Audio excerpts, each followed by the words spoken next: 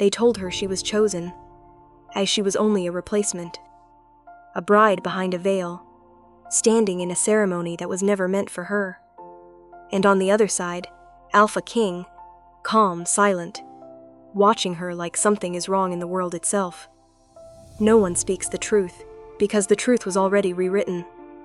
You are not the one I was meant to marry. But he didn't leave. He stayed. Because something about her doesn't match the system's version of reality.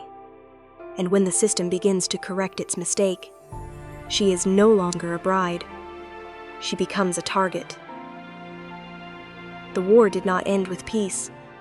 It ended with a document, a marriage contract, not signed in love, nor in faith, but in calculation. For 3 months, the northern territories had burned in silence. No open battles, no declared victories, only borders that shifted like wounds refusing to close. When the Alpha King of Ashwood finally sent his conditions, no one called it mercy. They called it efficiency. A bride. A single union between bloodlines that would stabilize trade routes, silence rebellion factions, and seal military withdrawal without further negotiation. And, like all systems built on necessity, it did not ask for consent. It asked for compliance. The Hadrian household understood hierarchy the way drowning men understand water, not as theory, but as pressure. At the top sat Lord Hadrian, architect of alliances, collector of outcomes. A man who never raised his voice because he never needed to. His decisions arrived fully formed, like verdicts already accepted by the world before they were spoken aloud. Below him stood Cassia Hadrian, the designated bride, perfect lineage, perfect age, perfect political utility. She was not chosen because she was loved. She was chosen because she could be exchanged. And beneath Cassis, occupying the invisible layer no one named directly, existed Ren. Not a daughter, not a servant, not a mistake. A variable, useful only when the system required flexibility. Ren learned early that in households like this, people did not get decided for. They got optimized.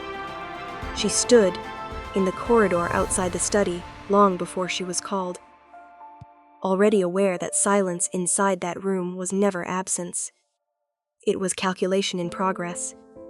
When the door finally opened, she did not step in immediately.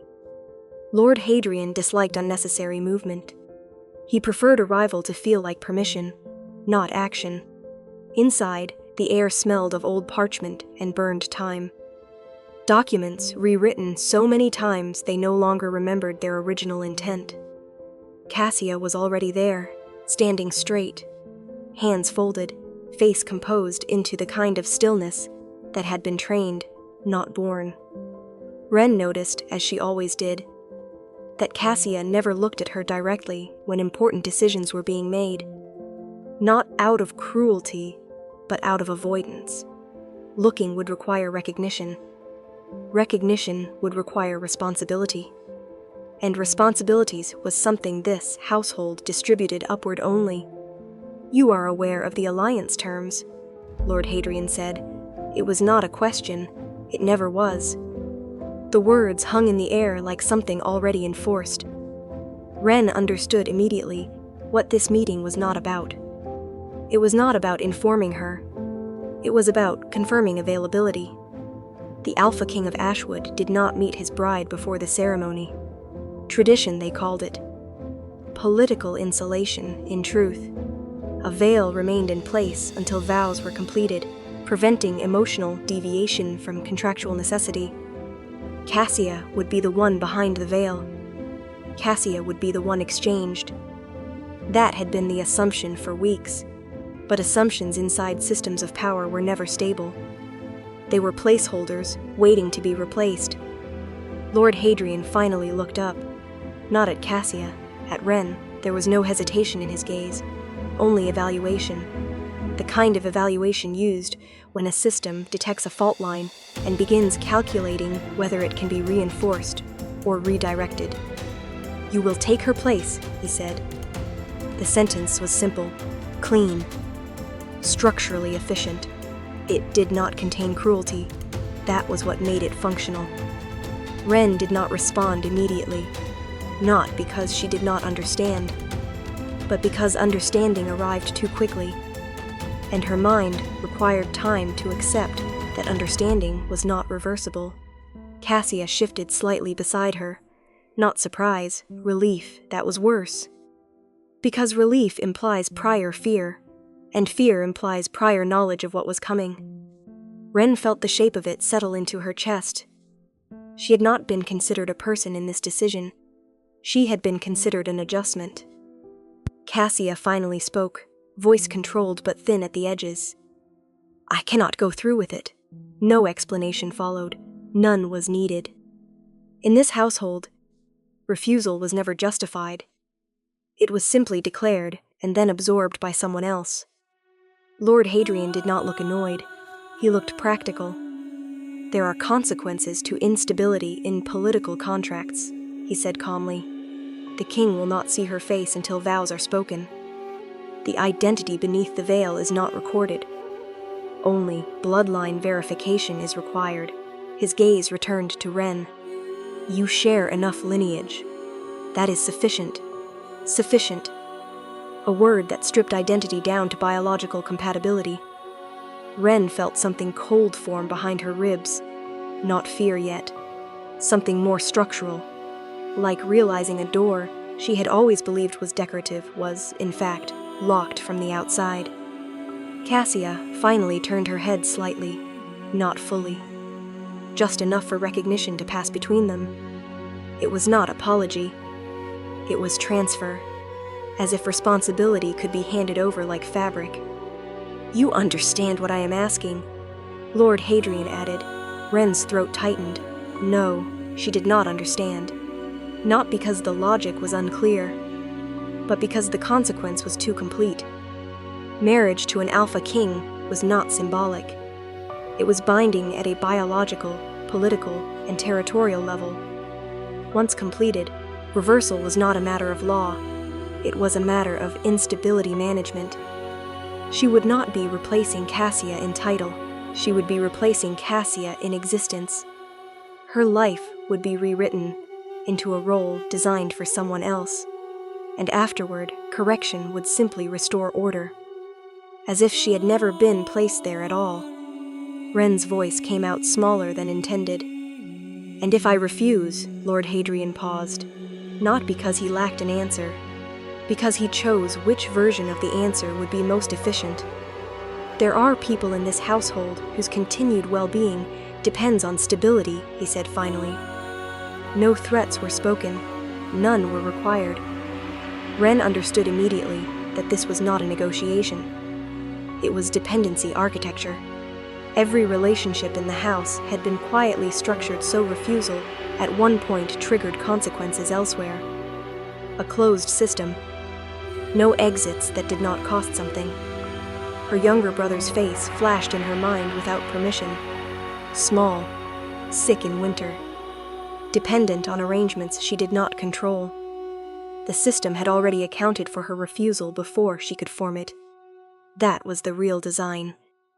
Cassia looked down at her hands, still not intervening, because intervention would require ownership of outcome. And ownership was assigned elsewhere. Ren exhaled slowly, not acceptance. Calculation. The system had already decided she was exchangeable. The only remaining variable was what she could extract from being used. "I understand," she said finally, and the room relaxed, not emotionally, structurally, because compliance had been restored. Outside the study, nothing in the house changed. That was the most important detail. No alarms, no shifts in atmosphere, no visible rupture. Systems like this did not announce decisions. They absorbed them quietly, like water adjusting to a stone. But for Ren, something irreversible had already begun. Not transformation. Replacement. And somewhere deep inside the architecture of that decision, one truth settled into place with quiet precision. From this moment forward, She was no longer a person choosing a future. She was a component inside a future already chosen. The first lesson was not how to behave, it was how to disappear without leaving evidence. They began with silence, not the kind of silence that comes from peace, but the kind that is engineered. Controlled environments where every sound is intentional and every reaction is observed. Ren was no longer referred to by name inside the training room. Names, she was told, created resistance. Resistance created inconsistency. Inconsistency created risk. From this moment forward, she was the bride, not Cassia, not Ren, not anything that had existed before the contract, just a function waiting to be executed correctly. The maid assigned to her correction did not speak unless necessary. She moved like someone trained to erase presence rather than perform service. Every gesture had efficiency built into it. Folding fabric, adjusting posture, correcting breath rhythm.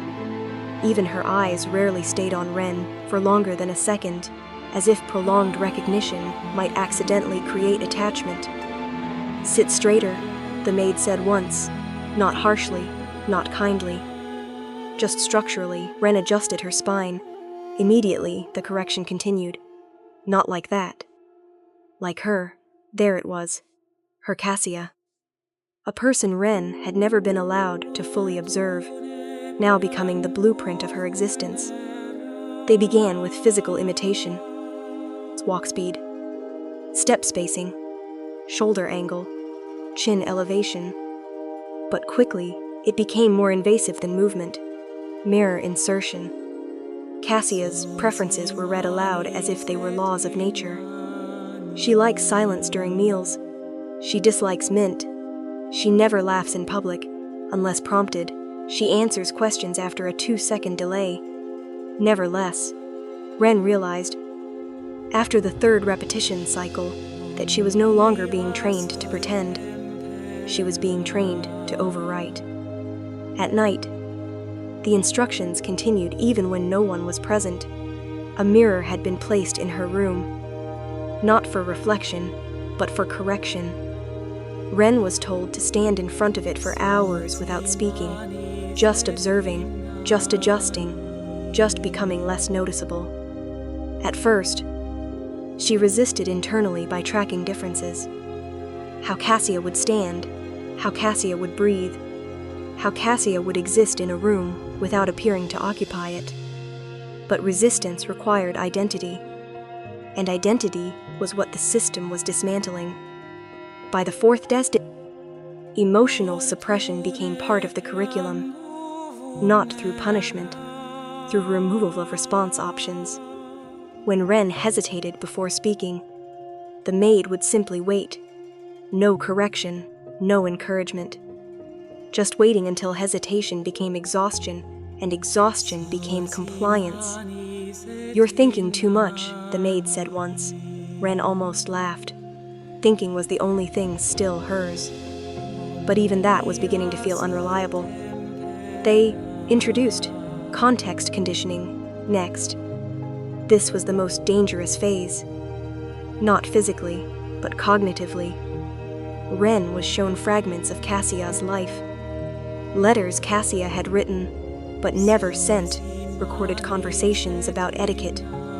Family observations disguised as harmless memory. Reinforcement. Each fragment came with instructions. Do not interpret. Only absorb. Ren understood, slowly, that interpretation was what created selfhood. Its absorption was how it ended. At one point, she asked a question. It slipped out before she could evaluate the risk. What happens if I forget what I was before this? The room paused. Even the maid stopped moving. For the first time, there was something like acknowledgement. But it was not empathy. It was correction awareness. "You won't forget," the maid said carefully. "You will just stop distinguishing." The difference mattered, and also did not matter at all. Days lost structure inside the training space. There were no clocks visible, no markers of duration, only repetition cycles, posture, speech, memory, silence. Ren began noticing a subtle shift, not in what she was doing, but in how quickly she stopped questioning it. That was the real compression, not forced change, but reduced resistance to change. On the 7th day, they introduced the most critical instruction: voice alignment. Cassia's voice had been recorded and broken down into measurable patterns: pitch, stability, sentence pacing, emotional flattening under stress. Controlled softness during formal address. Ren was made to repeat phrases until her own vocal identity blurred. At first, she could still hear the difference between herself and the recording. By the end of the session, she could not tell which version was closer to correct. That uncertainty was intentional. Between sessions, Ren began noticing gaps in her own memory, small ones, harmless ones. What did she eat yesterday? Did she speak in the morning, or only listen? Was that thought hers, or something she had been instructed to think? The system did not need to erase memory. It only needed to make memory unreliable. One evening, as she stood before the mirror again, Ren noticed something unsettling. Her reflection did not look different, but it also did not feel like her. It felt negotiated, as if her face was becoming a shared agreement between multiple expectations rather than a single identity. Behind her, the maid spoke quietly. "You're improving." It was not praises. It was confirmation of successful degradation. That night, Ren attempted something small. She tried to recall her younger brother. Not his name at first, just his presence. A cough in winter air, a weight of responsibility that used to define urgency in her decisions. For a moment, it surfaced, then it blurred, not gone. Just no longer sharp enough to anchor her identity to it. And that was when she understood the real objective. They were not teaching her to be Cassia. They were teaching her to stop being anyone else. By the end of identity compression training, Ren no longer resisted correction reflexively. She paused before speaking, not to protect herself, but to ensure correctness. She adjusted posture without instruction, not because she was told, but because her body began anticipating instruction before it arrived. That was the final stage. Not obedience, pre-obedience. And in the quiet moments between sessions, standing alone in front of a mirror that no longer felt neutral, Ren began to notice the most dangerous change of all. She could still remember that she had been someone else, but she was no longer certain what it felt like to be that person. And uncertainty, inside a system built on replacement, was not a flaw, it was completion. The first sign of his arrival was not sound, it was absence. The estate changed its rhythm before anyone announced it. Conversations shortened. Footsteps softened. Even the air inside the grand hall seemed to adjust its pressure, as if the structure itself had recognized a presence that required recalibration. Ren felt it before she saw him. Not fear, not anticipation, something closer to structural instability, like standing inside a system that had suddenly begun running a different version of itself. They placed the veil over her again, thicker than before, not decorative, functional. It was designed to remove specificity from identity, to ensure that what entered the ceremony was not a person, but a role stabilized through tradition. Ren understood now why they had spent days erasing her. Because what stood behind this veil could not be allowed to exist as an individual, only as a designation. Bride, nothing more. The doors of the hall opened, not abruptly. Precisely, as if even movement had been measured in advance, the silence that followed was not respectful. It was enforced. Nobles turned in synchronized awareness, not because they were curious, but because ignoring him was not structurally permitted. The Alpha King of Ashwood entered, and the room adjusted around him. Ren did not see his face clearly. The veil filtered everything into softened geometry. Light, shape, distance. But perception did not require clarity. It required pattern recognition. And something about him disrupted expected patterns. He did not move like the others in the room. Not performatively. Not cautiously. He moved as if space had already agreed to accommodate him. No hesitation. No scanning. No unnecessary acknowledgement, control without display. That was the first mismatch. He stopped at the designated position, opposite her, close enough to complete the contract ritual, far enough to maintain structural formality. The elder began the ceremony. Words of union, territory, obligation, stability through bond rather than war. Ren had heard them before in training, but hearing them now, under observation, they felt less like language and more like administrative confirmation of identity transfer. Then he spoke. I acknowledged the bond. His voice was calm, not warm, not cold, calibrated. Ren noticed immediately that his tone did not match expectation. Alpha rulers were usually described in extremes: dominance, aggression, command presence. But his voice did not push outward. It observed inward, as if every word was chosen not to influence others, but to measure them. The ritual continued. Ren repeated the required response. Her voice was steady, practiced, but she felt it land differently in the space between them. Because he paused, not visibly, not dramatically, but perceptibly, a fraction of delay that did not belong in ceremonial sequence. His gaze had shifted, not toward her body, toward alignment, or rather, the lack of it. Ren felt it like pressure behind the veil. Not inspection of appearance, but inspection of coherence.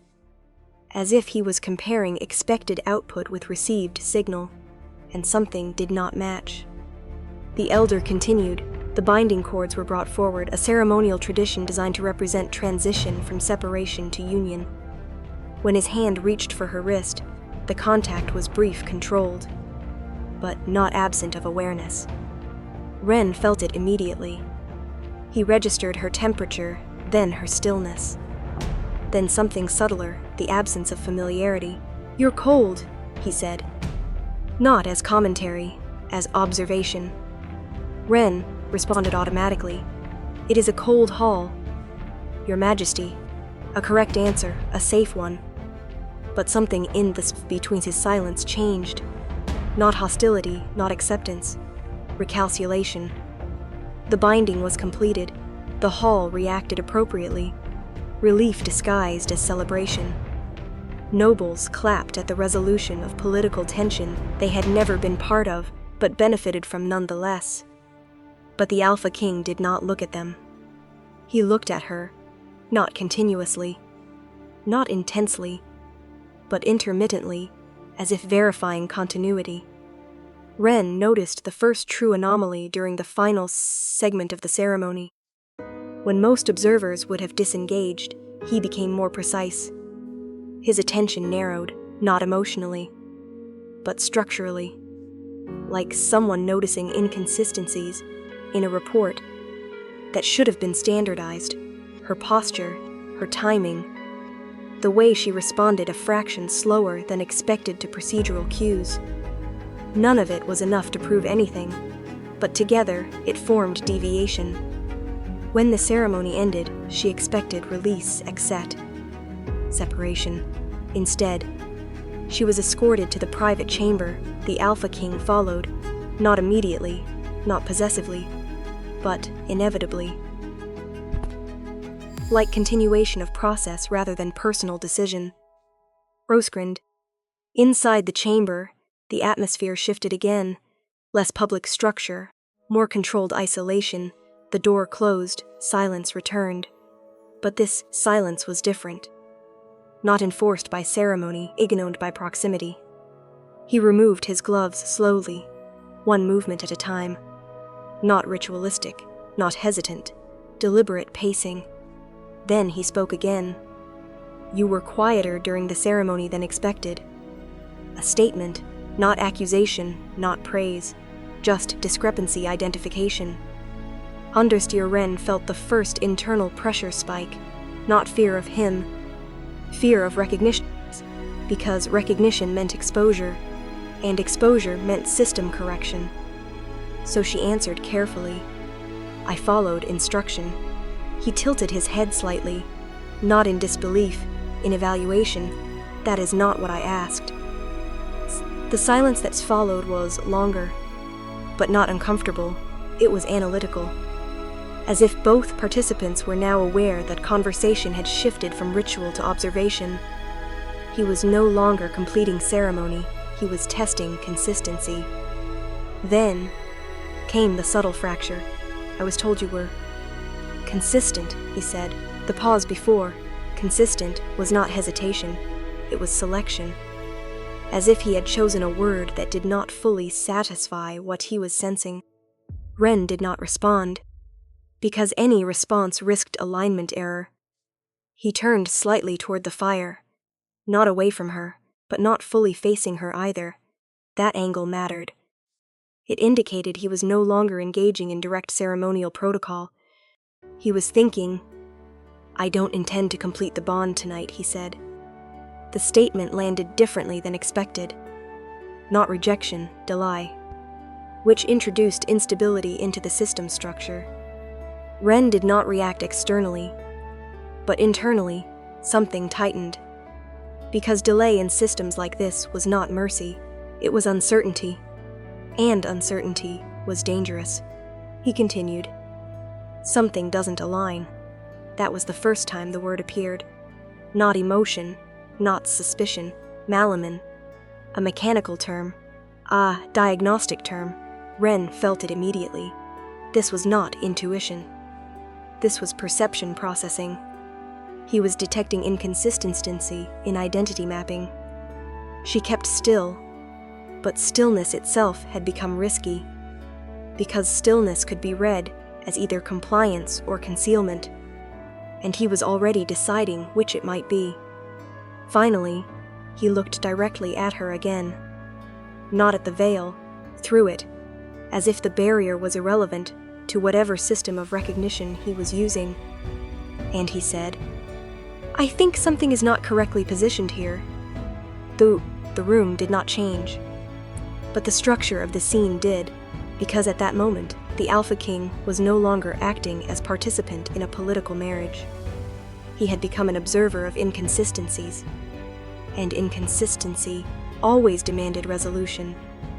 Wren understood, with increasing clarity, that the most dangerous outcome was no longer rejection. It was detection, because detection meant the system could be questioned, and once questioned, it could collapse. He took one step closer, not threatening, not intimate, just enough to reduce distance for better perception. And as he did, he spoke one final line before silence returned. I don't know what is wrong yet. A pause, then. But something is. And for the first time since entering this role, Wren understood something critical. The system had not only placed her in front of the Alpha King, it had placed her in front of someone capable of noticing that she did not fully belong there. And that realization did not create fear. It created instability. It's because systems can tolerate deception, but they cannot tolerate perception that evolves. The ceremony did not begin when the doors opened.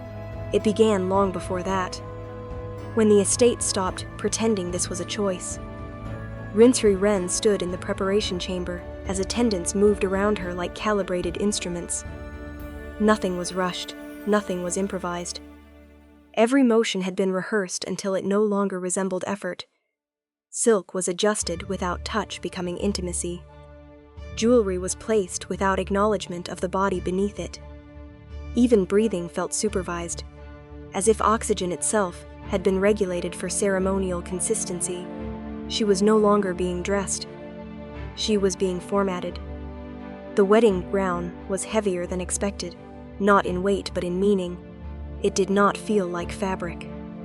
It felt like structure, layers of expectation stitched into visible form. White was not purity here, it was neutrality. A surface clean enough to project whatever identity the system required. Ren understood, distantly, that Cassia had worn this design in rehearsals. Not physically, but conceptually. She was simply the latest instance. A maid tightened the final fastening at her back. Not gently, not cruelly. Efficiently. "You must not speak unless spoken to," the maid said. It was not instruction, it was synchronization. Ren nodded once.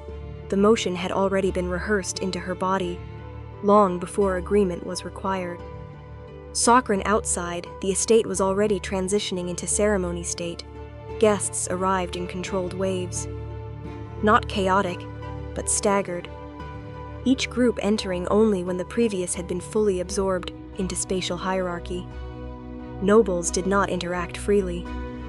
They themselves turning into influence vectors, as if the hall itself had invisible coordinates of power.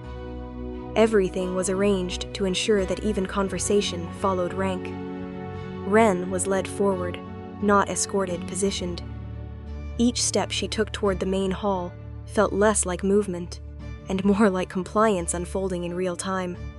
The veil was lowered again, thicker than before, not to hide her identity, but to ensure identity could not form at all. The doors opened, and silence expanded. Not emotional silence, structural silence, the kind that appears when an entire system agrees that noise would be unnecessary risk. Ren entered the hall and immediately felt the weight of observation. Not individual gazes, but collective calibration. Everyone was watching, not her, but the role she was occupying. The bride, the function, the exchange point. At the far end of the hall stood the Alpha King. Still, not performatively still, statistically still, as if motion itself had been paused until necessary input arrived. Ren could not see his expression clearly through the veil, but perception did not require detail anymore. It required pattern recognition, and his pattern was different from everyone else. In the room, not dominant, not reactive, observationally precise. The ceremony began, but it did not begin with speech. It began with alignment. The elders spoke first, their voices layered over one another like overlapping permissions being granted. Marriage as treaty, union as stability, endotainity as transferable asset. Each sentence did not describe reality, it created it. Ren was instructed to step forward, she did, then stop, then breathe. Each action had timing attached, like code execution. Delay would be interpreted as instability, deviation would be interpreted as rejection. She performed neither. She performed compliance. The Alpha King stepped forward next. His movement caused a subtle ripple through the hall. Not emotional, but systemic. People adjusted posture without realizing they were doing so. Space itself recalculated hierarchy around him. He stopped at the exact distance required by ritual law. Not closer, not further, precise. The binding cords presented, not symbolic in function, administrative in nature. They represented transfer of authority between two political entities, disguised as marital tradition. To reduce resistance in perception layers, when they were placed in his hand, Ren noticed something subtle. He did not look at the cords first, he looked at her. It was brief, but not empty. There was no emotional recognition in his gaze. Instead, there was evaluation without conclusion, as if her presence did not match a preloaded expectation file. Ren felt it immediately. He was noticing deviation.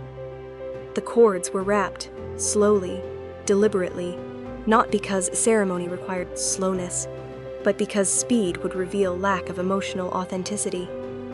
Everything in the room was staged to simulate inevitability, but inevitability always required belief.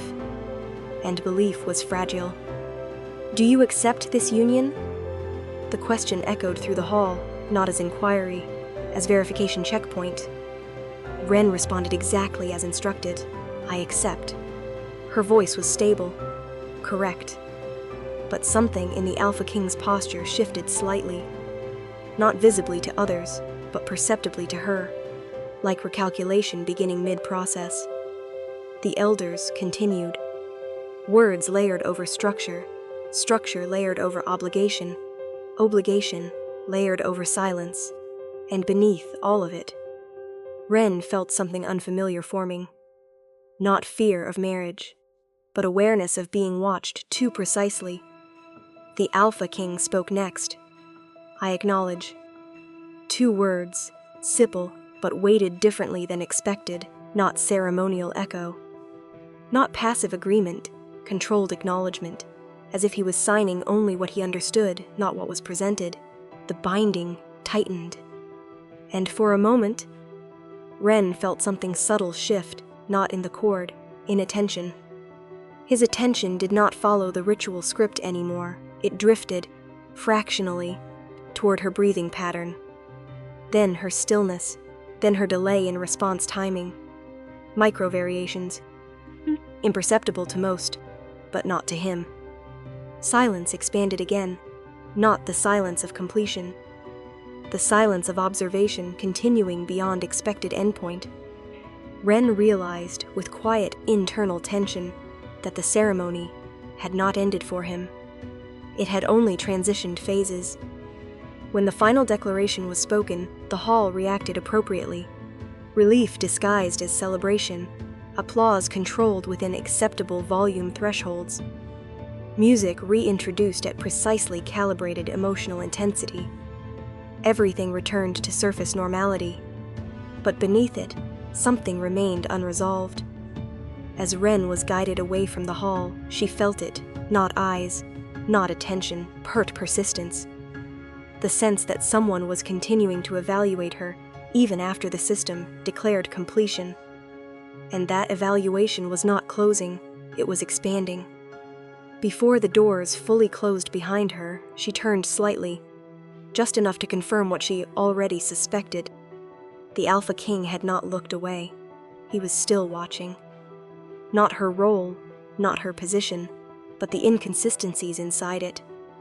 And, in that final moment of separation between ceremony and consequence, Ren understood something she had not been told during training.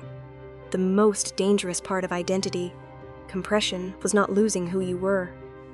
It was meeting someone capable of noticing that what remained did not fully match what the system had declared. The Alpha King did not complete the bond that night. Not because of hesitation. Not because of ritual failure, but because something in the system did not resolve into certainty. The chamber was prepared for closure. That was its purpose. To convert political union into finalized structure, to eliminate ambiguity through symbolic completion. But he did not move toward the final binding step. Instead, he stopped. And in that pause, the entire architecture of expectation destabilized slightly. Trakener Ren stood at a controlled distance, veils still in place, hands still positioned correctly, breathing still regulated to avoid interpretive deviation. Everything about her was designed to produce readability without identity. Yet for the first time, she felt something new enter the space between them. Not observation, attention. "Ruben, you do not need to proceed tonight," he said. The sentence was simple, but structurally abnormal, because it removed obligation from ritual flow. In systems like this, delay was not standard behavior.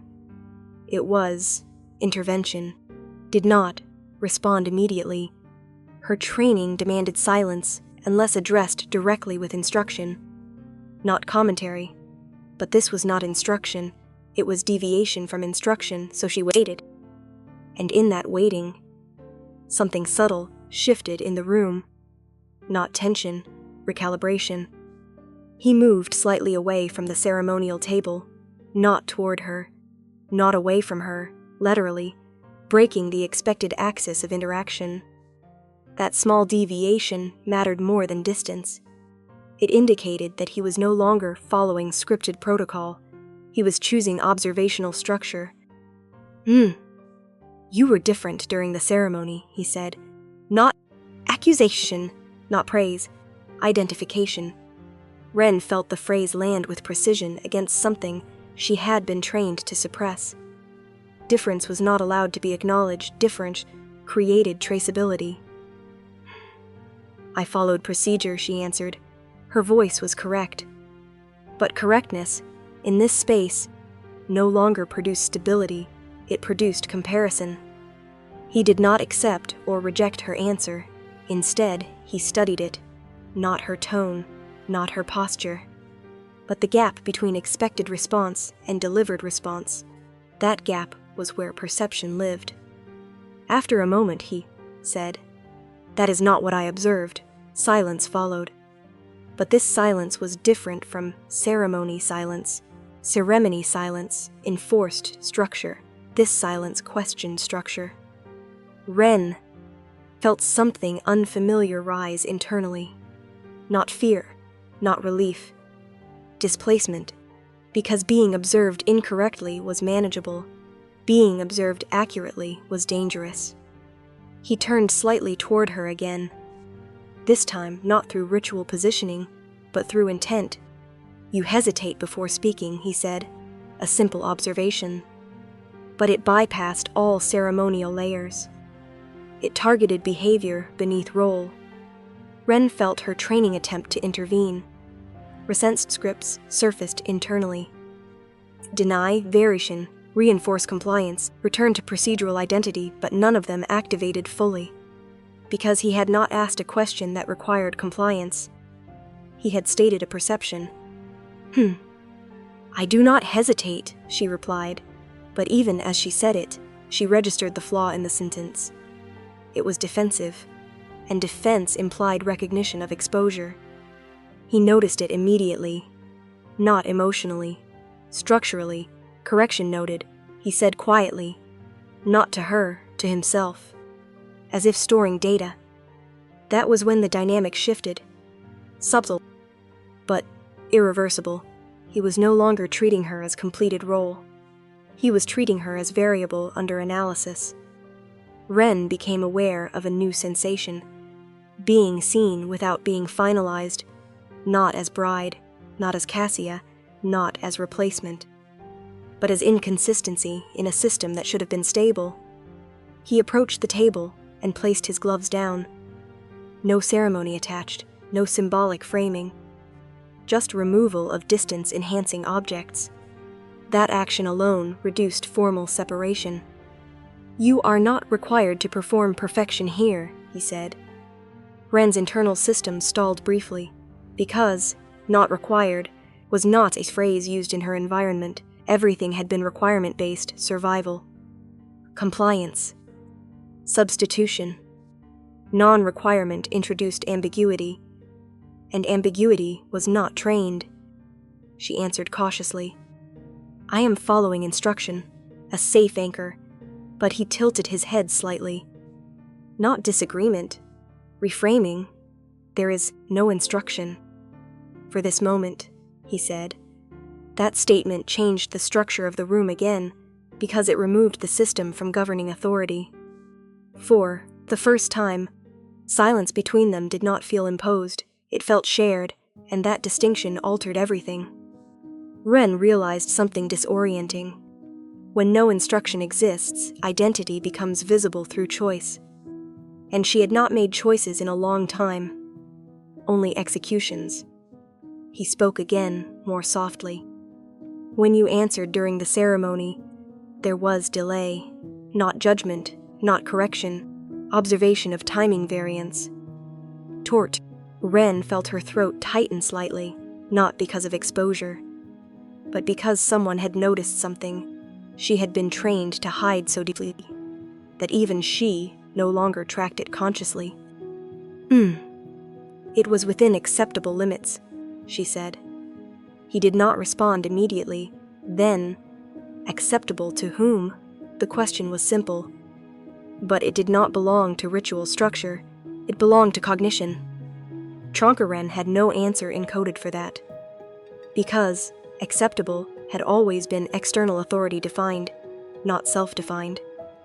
The silence that followed was longer, but it was not oppressive, it was reflective, as if the space itself had become less rigid. He took a step closer, not toward dominance, not toward intimacy, toward clarity, reducing interpretive noise. Abanen, I am not completing the bond tonight, because I do not yet understand what I am being presented with, he said. That sentence reframed everything. The bond was no longer outcome. It was unresolved input. Ren felt something shift inside her perception of him. He was not rejecting her, he was suspending conclusion. That difference mattered.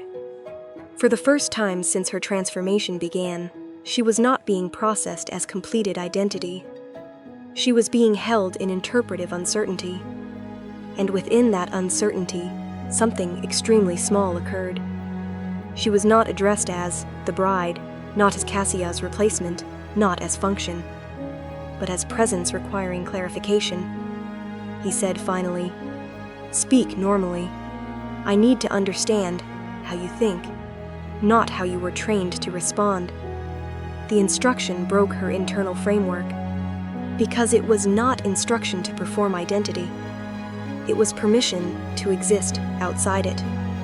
And in that moment, Ren experienced something she could not immediately categorize, not freedom, not trust, but the first instance of being spoken to as if she were still a self capable of deviation. And that, more than any ritual or binding, introduced the first real instability in the system she had been compressed into. The fire was not ceremonial. It was functional, placed in the center of the private chamber, not for warmth alone, but to reduce the psychological distance between two people forced into proximity without definition. In systems like this, intimacy was not allowed to emerge naturally. It had to be engineered into tolerable forms. Ren stood near the edge of the light radius, not too close, not too far. Her body had learned spacing before trust had ever been permitted. Behind her, the door had already been sealed, not locked in a punitive sense, but stabilized, preventing externals' narrative interference. This space belonged to no one outside it, which made it more dangerous. The Alpha King did not sit immediately. He remained standing for several seconds longer than necessary, not as dominance, as recalibration, as if the rules governing interaction outside this room no longer fully applied inside it. "You can sit," he said finally, not command, not permission framed as authority, just observation of available option. That distinction mattered more than it should have. Not out of fear, out of uncertainty regarding meaning. Every instruction she had ever received came embedded with hierarchy. What must be done? What could be done? What must never be done? This sentence contained none of those markers, so she chose nothing. Then sat, carefully. The silence that followed was not imposed, it formed naturally, and that alone was unfamiliar. The fire cracked once, a sound too small to structure meaning around. But in that smallness, something shifted. The Alpha King finally sat across from her. Not at ceremonial distance, but at conversational proximity.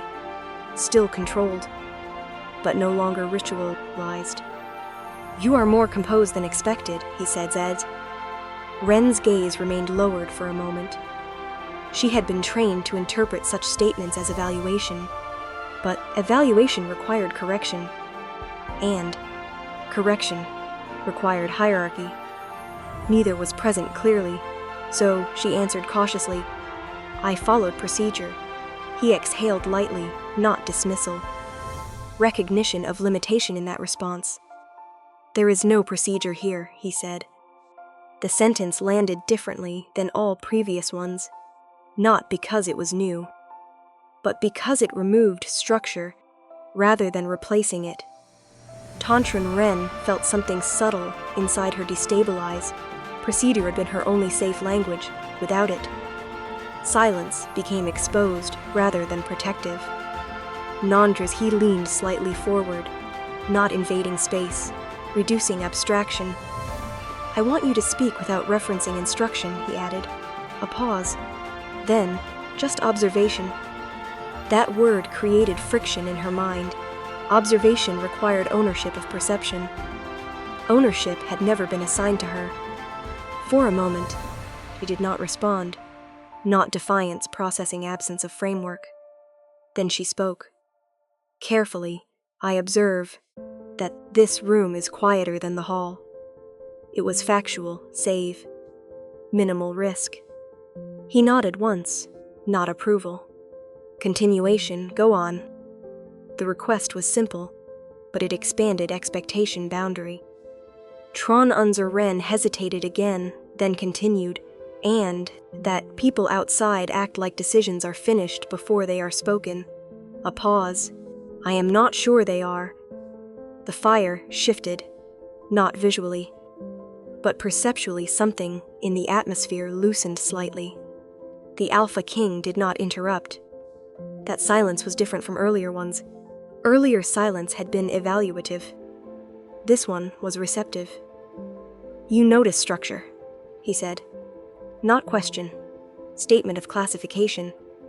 Ren's fingers tightened slightly in her lap. Being categorized felt dangerous, but also stabilizing. I was trained to notice detail, she replied. Immediately regretted it, because it reintroduced instruction framing. He shook his head slightly. No, he corrected.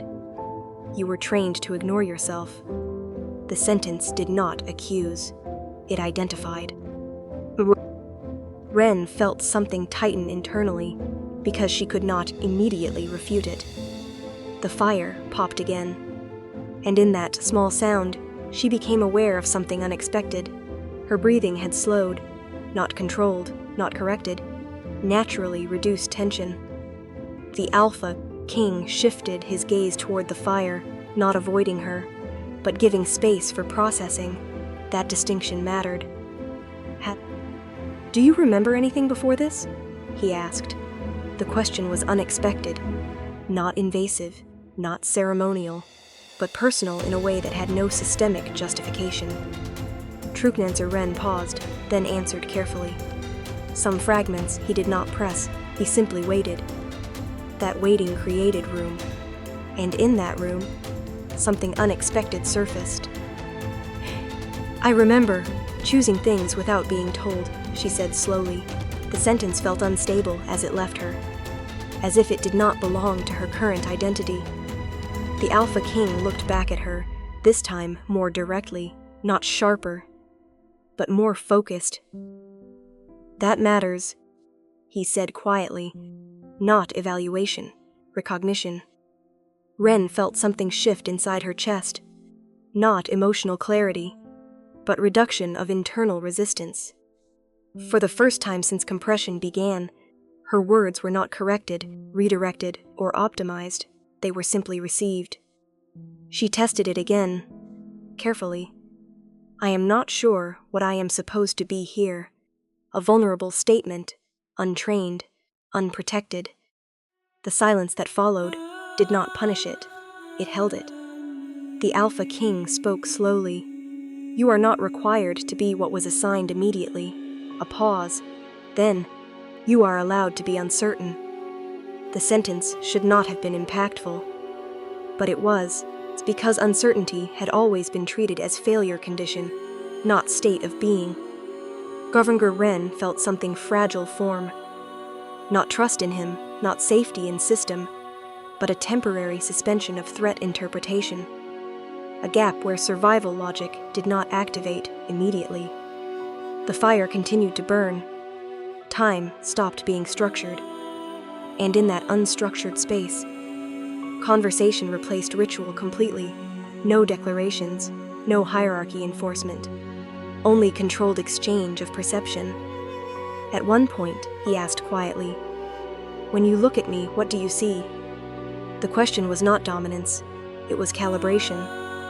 Ren hesitated, then answered honestly. I see someone who does not follow expected patterns. He nodded slightly, as if confirming internal hypothesis. That is close, he said, a pause, but incomplete. Ren frowned slightly, the first visible emotional deviation. Not dramatic, but real. What am I missing? She asked. The question left her before she evaluated risk. The Alpha King did not answer immediately. He looked into the fire, then said, You are still describing roles, not presence. Silence returned. But this silence was no longer empty. It was shared cognitive space. And within that shared space, Ren experienced something she could not yet name. Not trust, not attachment, but the beginning of reduced fear of interpretation. For the first time, being perceived did not immediately equal being replaced. As the fire dimmed slightly, the Alpha Kings spoke one final sentence before silence deepened. Stay here in this state a little longer. It is the first time you are not performing something for survival. And Ren did not realize it yet. But that was the most dangerous condition she had ever been in. A moment where safety felt possible without proof. The first sign of correction was not action, it was recognition. Inside the Hadrian estate, nothing changed on the surface. The corridors remained polished. The staff maintained procedural silence. The household continued functioning under its established hierarchy, as if the previous days had resolved exactly as intended. But beneath that continuity, a discrepancy had been detected, a bond that should have finalized, had not.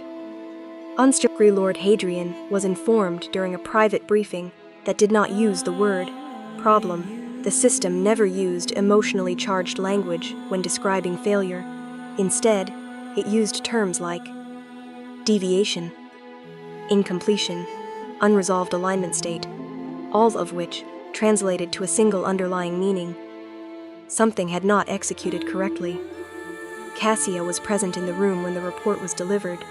She did not speak at first, not because she was unaware, but because speaking too early in situations like this risked ownership of outcome. And ownership, in systems like hers, was always dangerous. The bond was not completed. One of the advisors said it was phrased as observation, but it functioned as accusation without naming a target. The Alpha King had not finalized the union. The expected stabilization had not occurred, and therefore, the political equilibrium the marriage was designed to secure remained unverified. Unstrictly Lord Hadrian did not react immediately. He rarely did. Instead, he absorbed information in silence, allowing it to settle into structured consequence. Then he spoke. Explain why. The question was not curiosity, it was containment protocol initiation. The advisor hesitated, not out of ignorance, out of structural uncertainty. There is no formal rejection, he said carefully. The king did not cancel the ceremony. He simply did not proceed. That distinction mattered, and it made the situation more unstable. Cassia's fingers tightened slightly, only briefly, then returned to stillness, because instability had to be managed internally first before it could be expressed externally. Lord Hadrian stood, not abruptly controlled, every movement calculated to signal authority continuity, even as information disrupted it. This was not supposed to be ambiguous, he said. The sentence was quiet, but the implication beneath it was not. Ambiguity was not a feature of this system. It was a failure state. Ren remained unaware of the full scale of the correction process beginning to activate around her. She existed inside a controlled environment still labeled as post-ceremonial transition, but labels were slow to update. Systems were faster. The Alpha King had submitted no formal objection, which meant the system could not classify the event as rejection. But he had also not completed bond activation. which meant the system could not classify it as success. It existed in a third category that did not officially exist: unresolved perception event. And unresolved perception events were dangerous because they spread uncertainty through structural assumptions. Was identity verified? Cassia finally asked. Her voice was calm, but it carried controlled pressure. Yes, the advisor replied. Pause. Biological lineage was consistent with registry. Unsker that should have resolved the issue, but it did not. Cassia turned slightly, not fully toward the advisor, just enough to indicate focus. Then the deviation is not physical, she said. A statement, not question. Lord Hadrian's expression did not change, but something in his attention narrowed, because that conclusion led to a more dangerous possibility. If identity was correct, then perception had failed. Trontron and perception failure did not originate in systems. It originated in individuals capable of detecting misalignment. The king noticed something. Another voice said quietly. No one asked who said it, because the answer did not matter. What mattered was the implication. Kisias exhaled slowly, not relief, calculation. If he noticed inconsistency, she said, then the substitute arrangement is at risk. The word, substitute, did not need clarification. It had already been established internally, even if it was never officially documented in public channels. Lord Hadrian looked down briefly, then spoke. How much did he see? The question changed the nature of the conversation. It was no longer about procedure, it was about exposure. Silence followed, because no one had a precise answer, only inference. The advisor finally responded, not enough to confirm fraud, a pause, but enough to confirm uncertainty. That distinction created tension in the room, because uncertainty was not neutral. Uncertainty was active destabilization. Cassia spoke again. Then he is observing her, not accusation, identification. Lord Hadrian's gaze shifted slightly toward the implication, not toward Ren directly, but toward what Ren represented in the system, a variable that should not have been individually visible. If he begins investigation, Cassia continued, the substitution will not remain contained.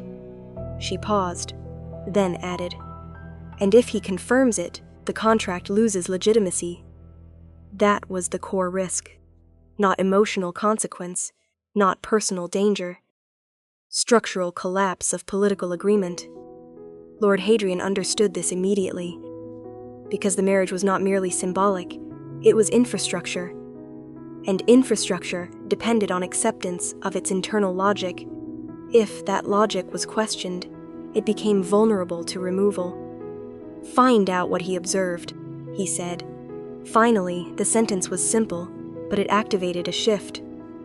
Not investigation of Ren. Investigation of perception itself. Elsewhere in the estate, Ren sat alone in a transitional chamber.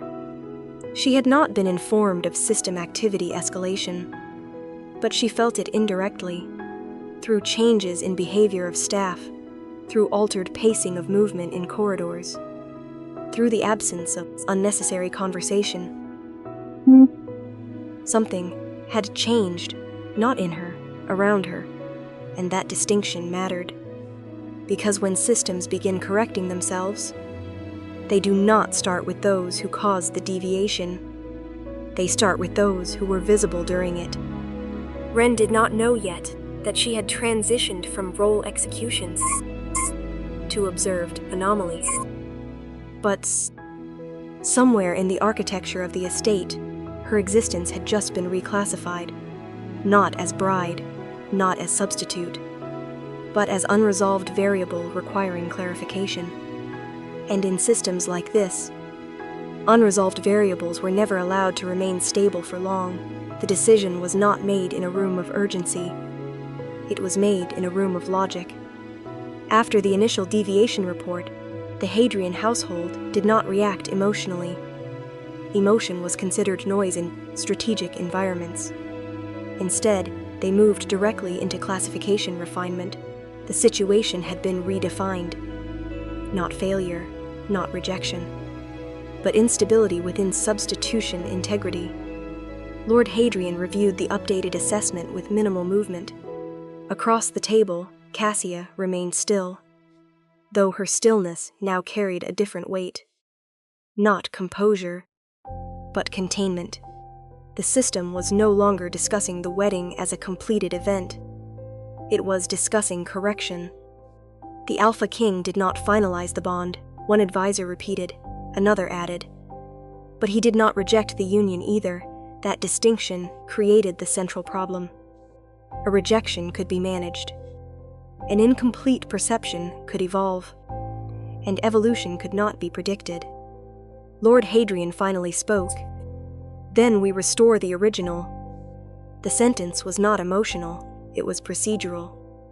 And in procedural systems, restoration always meant one thing: reverting to the version with highest controllable certainty. Cassia's gaze tightened slightly, not visibly disrupted, but internally recalibrating, because original, in this context, did not refer to identity purity.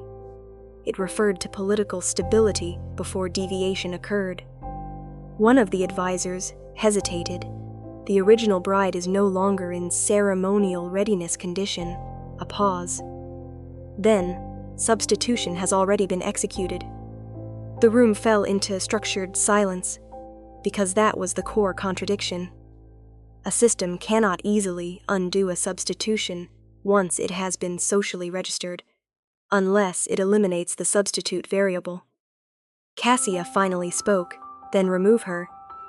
Her voice was calm, not emotional, not vindictive, simply aligned with structural logic. But Lord Hadrian did not respond immediately, because he was not evaluating morality. He was evaluating risk propagation. Wren was not important. As an individual, she had never been classified as such.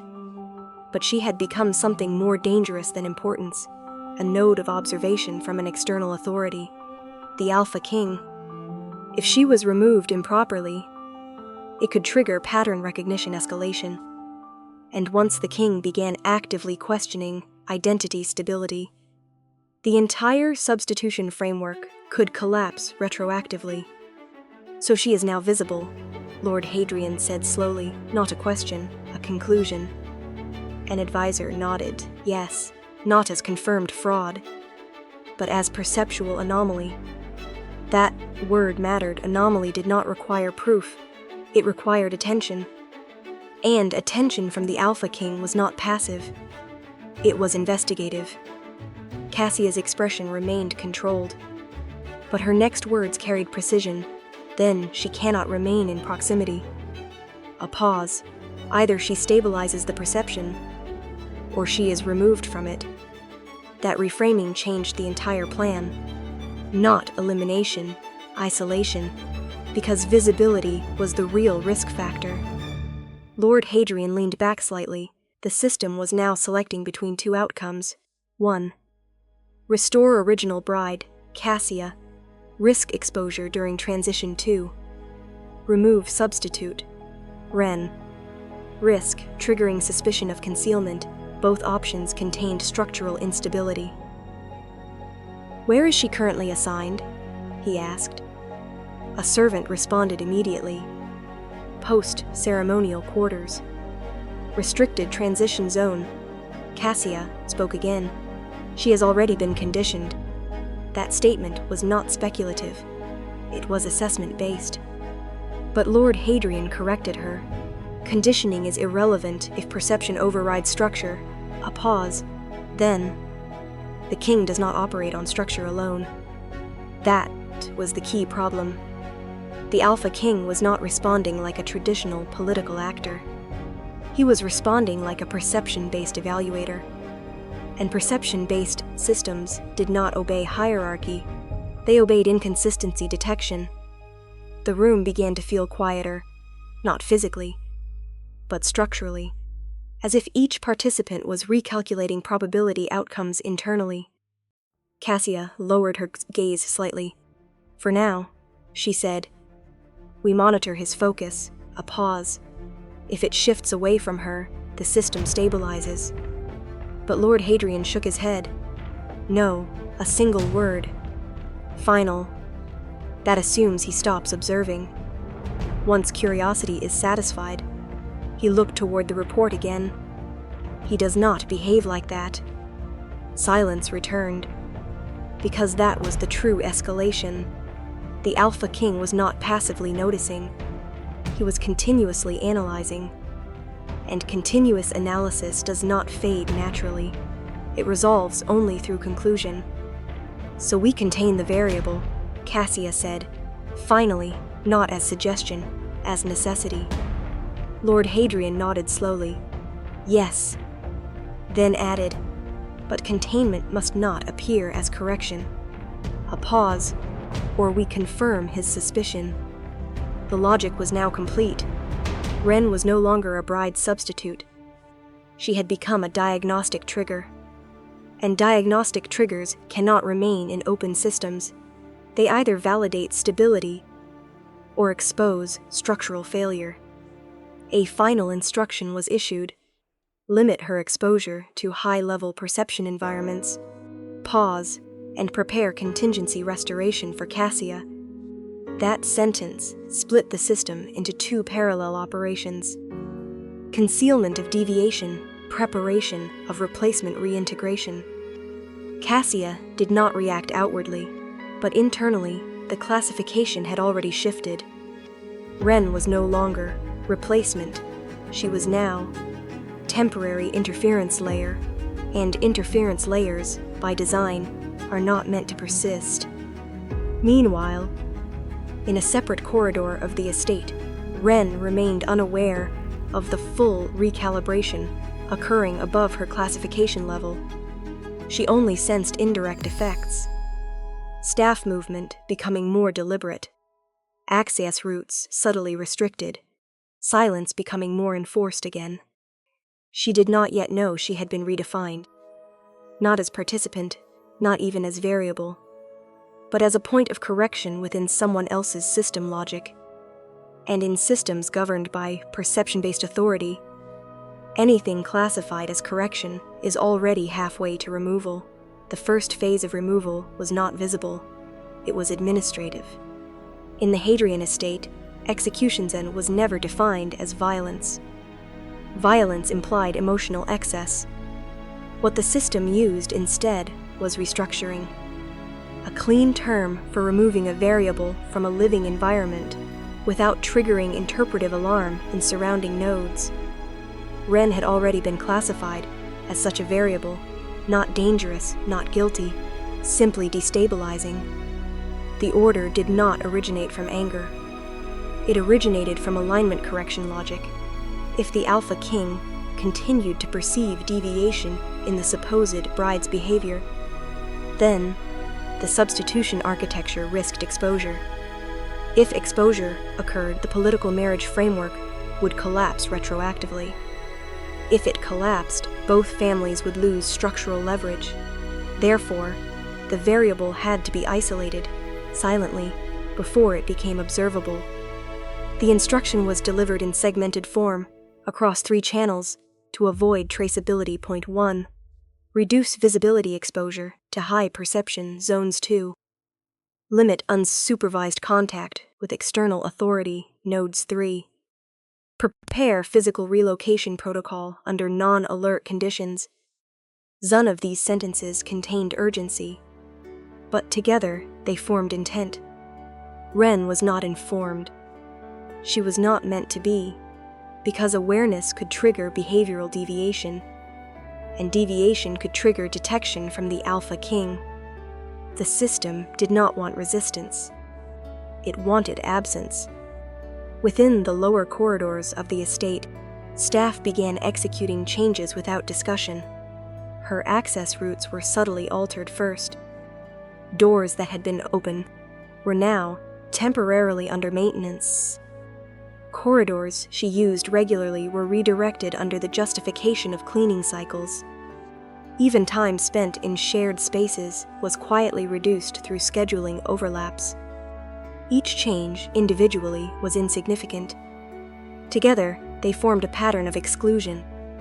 Ren noticed none of it as a single coordinated act, only as fragmentation, a door that no longer opened, a servant who arrived slightly later than expected, a conversation that ended earlier than natural, but her training, still incomplete in end to external hostility, interpreted these as structural routine adjustments, not targeted removal. That misinterpretation was the most critical success of the system. At the upper level, Cassia reviewed the final phase directive. Her expression remained composed, but her attention was fully engaged. Ren was no longer required as a participant in the political framework. She had already served her temporary function, absorbing initial perception exposure from the Alpha King long enough for system correction to be calculated. Now, she was a risk vector, and risk vectors were not allowed to persist. Relocation must appear voluntary, one advisor stated. Cassia nodded once, no hesitation, because voluntary removal reduced suspicion thresholds, and suspicion thresholds determined whether the Alpha King would escalate observation. The term exile was never used. It would have implied moral interpretation. Instead, the system labeled it environmental reassignment protocol, a phrase that erased intent while preserving action.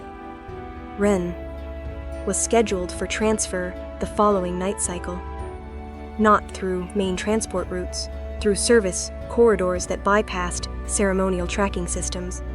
Destination: a peripheral estate under Hadrian oversight, logically still safe, structurally irrelevant, out of perception range, out of narrative proximity.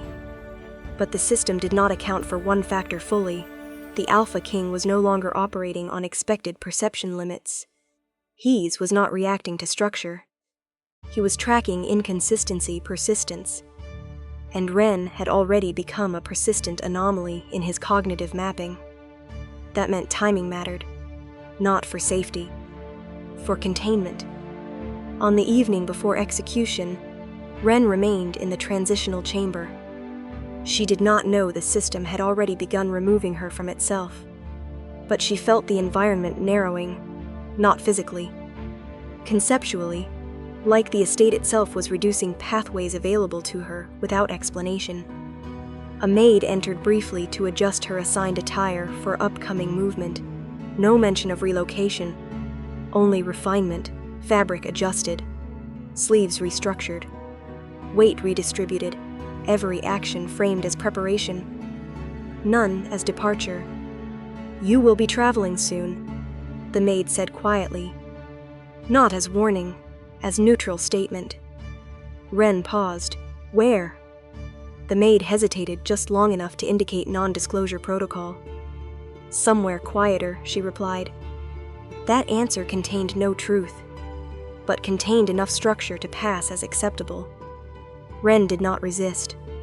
Resistance required understanding of direction, and direction had been deliberately removed. Above them, the system finalized the last adjustment. Her visibility profile was reduced across internal tracking layers. Her name removed from high-priority observation lists. Her presence downgraded from interactive variable to logistical unit. Everything was ready. The correction would begin without noise, without confrontation, without acknowledgement. And somewhere within the estate's observation grid, one final update was queued. Exile execution. Initiated. Ren stood alone that night without knowing that her position in the system had already been changed from participant in contract environment to removable deviation element. And in systems like this, once that classification is assigned, removal is not a possibility. It is only a matter of when silence completes its transition into action. The order was not delivered as an order. It arrived as care. In the Hadrian estate, no action labeled as removal was ever permitted to present itself as coercion. The system had long understood that resistance did not emerge from force alone. It emerged from recognition of force. So when Wren was approached that morning, nothing about the interaction suggested deviation, only improvement, only adjustment, only correction. "It has been decided," the attendant said gently, "that you will be moved to a more suitable environment for rest." The sentence was structured like comfort. It contained no imperative language, no explicit command, no visible threat, only relocation framed as benefit. Wren stood in the corridor, still adjusting to the altered rhythm of the estate. The changes over the past days had been subtle but cumulative. Reduced access, shorter interactions, restructured pathways that slowly removed her from central circulation. But this moment felt different, not restriction. Redirection. "Why?" she asked. Her voice was steady, though uncertainty threaded beneath it. The attendant smiled slightly, not warmly, but professionally. "For your well-being," she replied. A pause, then, softer. "The household has become busy. It is better for you to be in a quieter place during this period." Wren processed the sentence carefully.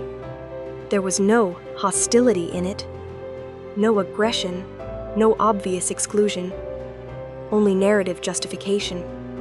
And that was what made it difficult to challenge, because systems like this did not remove people directly. They redefined environments until removal felt like optimization. She looked down the corridor. It was familiar, too familiar, and yet something about it no longer aligned with how it felt. The lighting seemed slightly adjusted, the staff spacing more controlled, the exits more structured than usual. Small changes, but directional. A second attendant arrived, carrying a sealed travel case, not her belongings. Only what the system had determined necessary for temporary transition, minimal identity retention, maximum portability. Wren's fingers tightened slightly. "This wasn't mentioned before," she said. The first attendant tilted her head politely. "It is a recent adjustment," she answered. A pause. "Circumstances have changed." Circumstances, not decisions, not actions. Circumstances. A word that removed responsibility from human intent and distributed it across invisible structures. Wren understood something quietly at that moment. She was not being punished. She was being repositioned. And repositioning was harder to contest than punishment, because it lacked a clear adversary. They guided her forward, not aggressively, not forcibly. There was no need. The system relied on compliance pathways already established during earlier phases. Training, dependency framing, emotional fatigue from prolonged uncertainty. Her movement was self-generated. That was the most efficient form of control. As she walked, she noticed the corridor lights dim slightly behind her. Not dramatically, just enough to signal closure. Like a book being gently closed rather than torn away. At the service wing, a carriage was already prepared, unmarked, neutral in design, no insignia indicating origin or destination. That absence was intentional. Because identity of transport implied traceability, and traceability implied accountability. "Please step in," the attendant said. Wren paused at the threshold. Inside, the space was small, contained, designed for transition, not comfort. "Where am I being taken?" she asked again. This time, the answer was slightly delayed. A calibrated pause. "To a residence where you can recover properly," the attendant replied. Recover from what was not specified, because specification would create narrative anchoring, and anchoring could create resistance if interpreted differently. Wren stepped inside. The door closed softly behind her. No lock sound. no mechanical finality, just completion. Through the small window, she saw the estate for a brief moment. It looked unchanged. That was the most unsettling part. Nothing about the environment acknowledged her departure as significant, because within system-son logic, she had not been removed. She had been reassigned. The carriage began to move, smoothly, almost silently. At the upper level of the estate, operations continued without interruption. Reports were filed, schedules adjusted, perception logs updated. Ren's designation was quietly updated across internal systems. Relocated, non-central variable. No one spoke her name, because names were no longer required for tracking. Only classification states. And elsewhere, beyond her awareness, the Alpha King remained uninformed of the adjustment. His attention was still allocated toward unresolved perception data from prior interaction cycles. Not toward movement, not toward disappearance, only toward inconsistency, which meant the system still had time, not to justify removal, but to complete it before observation caught up to absence. Inside the moving carriage, Ren pressed her hand lightly against the fabric beside her. It was unfamiliar texture, neutral, designed to leave no impression. Even physical space had been stripped of identity. She did not yet understand that she was no longer within observational proximity of the person who had first noticed her inconsistency, and in systems governed by perception-based authority. Removal does not begin when someone is taken away. It begins when no one is looking for the moment it happens. The carriage turned, once then again, moving further away from the estate that still continued functioning as if nothing had changed. And in that silent transition, Ren's absence began its official existence as normal. The cold arrived before the fall was complete. It did not begin as pain. It began as correction. The carriage slowed without announcement, its movement shifting from controlled transport to deliberate exposure. The air outside was not announced as hostile. It was simply introduced, like an environment that had always existed, but had only now been made accessible. Ren was guided out without resistance, not because she agreed, because the structure of the situation did not offer a meaningful alternative. The moment her feet touched the ground, the temperature difference became immediate. Not uncomfortable, interruptive, the cold did not surround her. It penetrated her boundaries as if her body had lost the right to define separation between self and environment. Her breath became visible almost instantly, short for granted, unregulated. "This is only a transitional stop," the attendant said calmly. Her tone carried no urgency, no warning. Only procedural reassurance. "We will adjust your transport shortly. Please remain here for a moment while we finalize conditions." Ren looked around. There was no estate here, no structured architecture. Only an isolated service outpost, positioned far from primary observation routes. A place designed not for living, but for waiting. And waiting, she realized, could be a form of disappearance when no one tracks its duration. The carriage door closed behind her, softly, not sealed, not locked.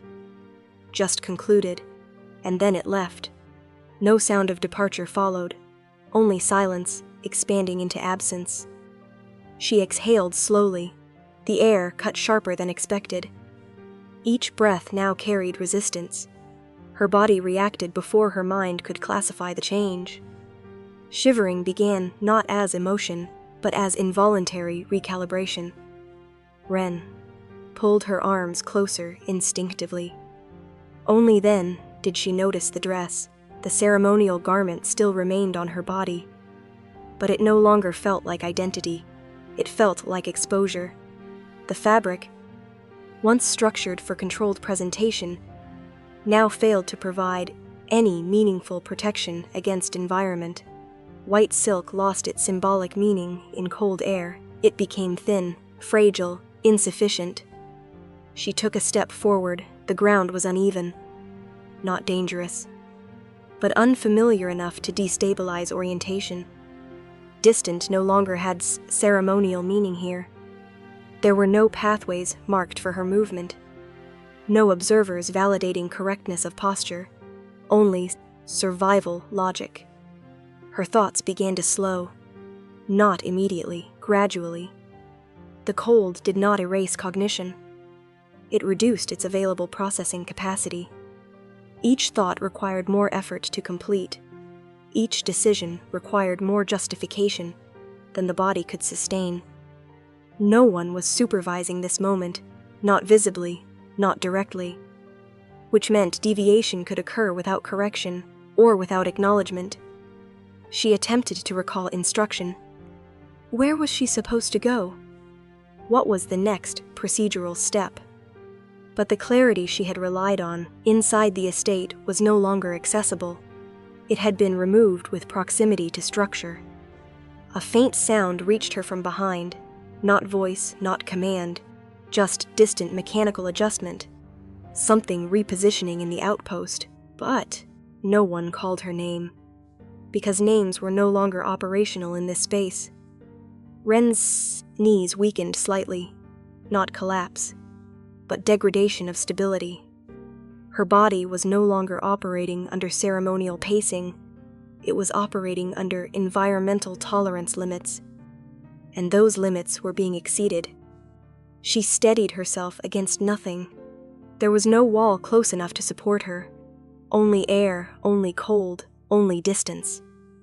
Then, unexpectedly, she noticed something else. The veil was gone. She could not remember when it had been removed, or if it had fallen, or if it had been taken during transit. But it was no longer present.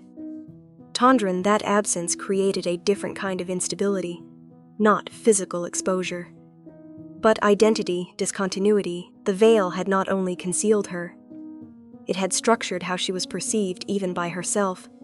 Without it, there was no assigned boundary between role and environment, only individual exposure. Trokrand, her breathing became uneven, not faster, less coordinated. The body attempting to regulate temperature was interfering with cognitive stability. Thought fragments began to separate from continuity. Then, she looked down. The dress no longer felt like bridal representation. It felt like something incorrectly placed on a body not designed for this environment, a symbol stripped of its system context. And then she noticed it. A small tear forming near the hemline, not dramatic, not symbolic in isolation, but visible enough to register change. With that, another realization followed. Nothing here was maintaining her assigned identity, not the clothing, not the environment, not the absence of observers. Indanity, once removed from structured validation, did not persist automatically. It degraded. Her fingers touched the fabric instinctively, as if checking continuity, as if confirming she still existed in recognizable form, but touch returned no confirmation, only texture, only cold. A distant internal signal attempted to surface, instruction memory, but it fragmented before completion. Her cognitive structure could no longer prioritize training logic over environmental survival demand. She took another step, then stopped. Not because she chose to, but because movement no longer had defined direction. The world around her remained still, impersonal, indifferent. The system that had defined her existence no longer referenced her current state. She had moved outside its active recognition window. Ren lowered her gaze slightly, and for the first time she understood something without being taught. Removal does not always require force. Sometimes it only requires distance. Distant from recognition, from structure. Distant from being observed as something that still matters within the system. Her vision blurred slightly at the edges, not fully, but enough to signal cognitive strain. the cold was no longer just external condition. It was becoming internal interference. And somewhere, far away, beyond her perception, the system continued operating exactly as intended, no alarms triggered. No urgency escalated, no correction initiated, because from the system's perspective, she was no longer in a state requiring response. Ren's breath trembled once more. The last stable anchor she still had was not identity, not name, not role, only the fact that she was still standing. And in that moment, as the cold deepened and silence widened around her, the most dangerous truth of all began to form, without being spoken. She was still alive, but no longer structurally accounted for. It did not begin as intuition. It began as error accumulation. The Alpha King reviewed the interaction logs from the previous cycle without external prompting. Not because he had been informed of inconsistency escalation, but because unresolved patterns did not fade in his cognitive framework. They persisted until completion or correction. And this pattern had not resolved, it had only expanded. During the ceremony, he had detected deviation. During the conversation, he had confirmed non-alignment. During silence afterward, he had observed persistence of behavioral inconsistencies. And now, absence had been introduced into the system. That combination was not random, it was structural. He stood alone in the observation chamber, reviewing the sequence again, not emotionally, not politically, but perceptually. Each fragment of memory was reconstructed in layered comparison against expected behavioral models of the assigned bride. And each comparison produced the same result: mismatch. Not dramatic mismatch, subtle mismatch, the most dangerous kind. Timing delays that were too consistent to be natural. Speech patterns that resembled training rather than identity origin. Emotional absence that did not align with environmental expectation density. And most importantly, a lack of continuity between observed states. He paused. That last point mattered because identity is not defined by behavior alone. It is defined by consistency across time. And she did not maintain consistency. The Alpha King leaned back slightly. The system should have already stabilized after ceremony completion. But instead, deviation signals had increased, not decreased. That meant one of two things. Either she was unstable, or she was being altered externally. He accessed household alignment logs. The records showed standard post-ceremony transition, relocation protocol, temporary isolation assignment. Nothing flagged as abnormal. Nothing flagged at all, which meant the system had been optimized to hide correction. Not unusual in political households, but now inefficient because optimization against internal systems does not account for external observers. In hand, he was now an external observer. A subtle shift occurred in his perception, not emotional realization, structural correction of interpretation model. The absence he had registered earlier was no longer neutral, it was directional. Relocation, he repeated quietly. The word did not satisfy explanation requirements. Because relocation does not erase perception anomalies, it only moves them out of sight. He stood. The decision was immediate, not impulsive, finalized.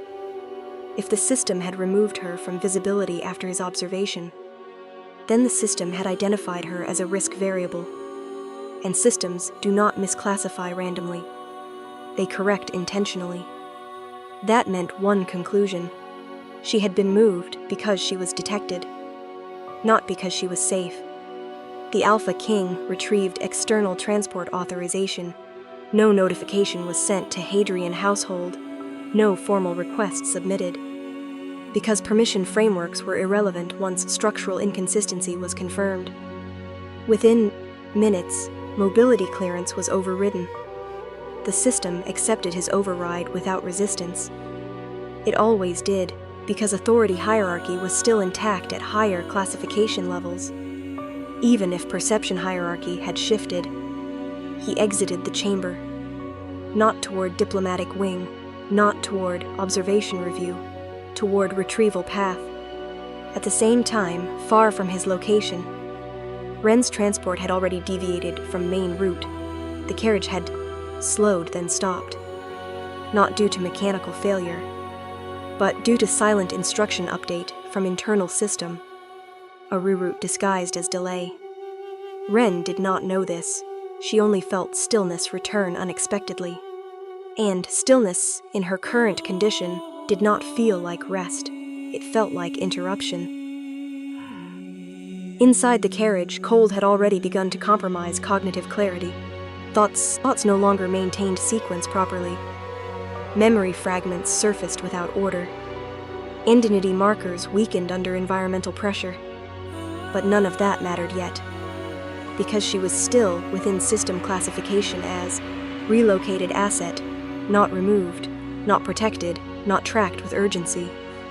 Meanwhile, the Alpha King had already entered active pursuit protocol, not because of emotion, not because of attachment, but because inconsistency had reached a threshold that required resolution in person.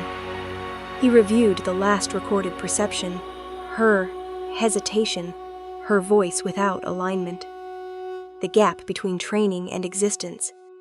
Then one final realization formed, not emotional, but absolute. The system was not merely hiding her. It was correcting her removal while he was still observing. That meant interference was active, and interference meant intention. He accelerated. Tronken in parallel, Ren's transport door finally opened, not at destination, not at expected staging point, but at an unregistered outpost. Cold air struck immediately. Stronger than before, more absolute, she stepped out unassisted. The environment was no longer structured for transition. It was structured for abandonment. And in that same expanding silence, across distance and system layers, the Alpha King registered her last known position update. It was incomplete for granted, cut mid-path. His expression did not change, but his direction did, because now the pattern was no longer theoretical, it was active. She was not lost. She was being erased in motion. And for the first time since the beginning of the system, the Alpha King was no longer analyzing a bride. He was pursuing a disappearance. The first breach was not physical, it was administrative integrity failure. Inside the Hadrian system, authority was never meant to be challenged from outside. It was distributed, layered, and internally consistent. Orders moved downward. Reports moved upward. Deviations were isolated before they became visible contradictions. But what the system had not accounted for was a node above its jurisdiction, the Alpha King. He did not request access. He forced alignment override. The moment his authorization signature entered the Hadrian network, internal validation protocols attempted verification. That process should have taken minutes. It took seconds, and then it failed. Not because credentials were incorrect, but because the system could not classify his intent under existing operational categories. He was not requesting diplomatic entry. He was not requesting retrieval support. He was requesting location recovery of a removed variable. And that category did not exist in their framework. Access denied, the system initially returned a standard response, a safe response, a useless response. The Alpha King did not repeat the request. He escalated hierarchy, not through negotiation, through structural authority inversion. Within seconds, Hadrian estate monitoring systems began receiving pressure signals from external governance layers, military-adjacent oversight channels that normally remained dormant in peacetime political agreements. The system was not being attacked, it was being outranked. Lord Hadrian received the alert mid-review. The message was simple: External authority override initiated. He did not need clarification. He understood immediately what that meant. Cassia stood beside him when the second alert arrived. This one carried more specificity. Alpha King of Ashwood has initiated direct retrieval protocol for missing political asset. The word missing changed everything because it implied recognition of absence as anomaly, not completion of relocation. That is not possible, one advisor said immediately, but the system did not agree. Because impossibility was not a valid operational defense against higher authority execution layers. Lord Hadrian remained silent for several seconds, then spoke. He is not negotiating, a pause. He is correcting. That distinction created structural tension across the room, because correction implies system error, and system error implies accountability. Cassia's expression tightened slightly. Then, "We proceed with containment narrative," she said. But even as she said it, the confidence in that strategy was weakening, because containment narratives require stable observation boundaries. And those boundaries were no longer stable. Another alert arrived. This one bypassed internal filtering entirely. It was not a request. It was a directive injection into infrastructure layer.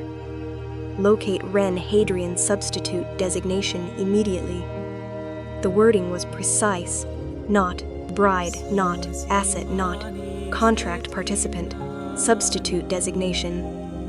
That meant the Alpha King had already identified structural inconsistency. Lord Hadrian exhaled slowly. The system was no longer protecting them. It was exposing them. Trace exposure window, he ordered.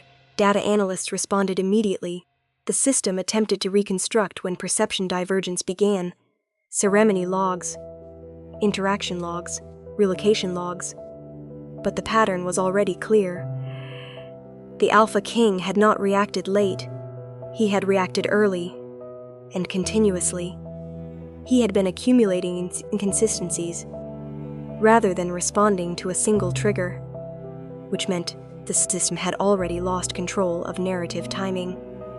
At the same time, far from the estate, Ren's relocation vehicle had been intercepted, not stopped, derided, by authority override that bypassed transport classification entirely. No announcement was made. No confrontation occurred. The vehicle simply ceased following its original route logic and reoriented. Inside the control chamber of the Alpha King's mobile command unit, multiple layered maps displayed shifting positional data. One point blinked irregularly, unstable, fragmented, not fully registered. "That is her location?" a subordinate asked cautiously. The Alpha King did not answer immediately. He studied the signal pattern, not as coordinates, as absence signature. Finally, he spoke. "She is not being tracked properly." A pause. That means the system has already attempted to erase continuity. The subordinate hesitated. "Then we are late?" The question carried operational concern, but the Alpha King corrected it immediately. "No," and another pause. "Late implies completion." He stepped forward. The map adjusted in real time as his proximity triggered higher resolution mode. Now the signal was clearer, but unstable, like something actively being suppressed while being observed. "Move," he ordered. The command was immediate, no consultation, no delay. The vehicle began acceleration protocol. System locks disengaged across multiple territorial layers as authority override cascaded outward. Hadrian Containment Network attempted resistance. It failed, not due to weakness, due to hierarchical invalidation. Back at the estate, alarms finally activated, not for intrusion, but for structural breach detection across classification boundaries. Lord Hadrian finally understood the full situation. This was no longer about a marriage substitution. It was about perception collapse. Totrone, Cassia's voice lowered slightly. If he reaches her first, she did not finish the sentence. She did not need to. Because everyone in the room now understood the same truth. If the Alpha King confirmed the missing variable in person, then the system would no longer control narrative framing. He would. And systems cannot survive when narrative authority shifts outside their structure. The Alpha King's final message was broadcast internally across all Hadrian channels as override confirmation. I am not requesting permission. I am retrieving what your system failed to contain. And at that moment, pursuit officially transitioned into irreversible phase.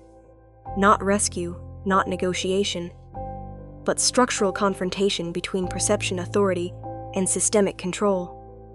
And somewhere ahead of him, in a location still dissolving from official records, Ren's existence continued without protection from either system or silence.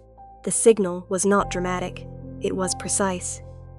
The Alpha King arrived at the perimeter zone, where system tracking had last registered Ren's fragmented location.